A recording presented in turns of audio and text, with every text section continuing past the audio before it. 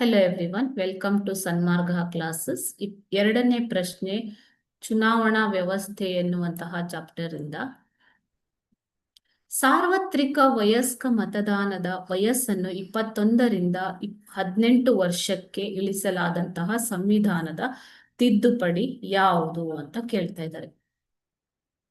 ನಿಮ್ಮ ಮತ ನಿಮ್ಮ ಹಕ್ಕು, ಅಂದ್ರೆ ನೀವು ಮತವನ್ನ ಚಲಾಯಿಸಬೇಕು ಅನ್ನೋದು. ಯಾವ ವಿಧಿಯು ಯಾವ ತಿದ್ದುಪಡಿಯ ಮೂಲಕ 21 ವರ್ಷದಿಂದ 18 ವರ್ಷಕ್ಕೆ ವಯಸ್ಕ ಮತದಾನದ ವಯಸ್ಸನ್ನು ಇಳಿಸಲಾಯಿತು? ಆಪ್ಷನ್ಸ್ ನೋಡೋಣ. ಆಪ್ಷನ್ ಎ 59ನೇ ತಿದ್ದುಪಡಿ, ಆಪ್ಷನ್ ಬಿ 60ನೇ ತಿದ್ದುಪಡಿ, ಆಪ್ಷನ್ ಸಿ 61ನೇ ತಿದ್ದುಪಡಿ ಮತ್ತು ಆಪ್ಷನ್ ಡಿ 62ನೇ ತಿದ್ದುಪಡಿ.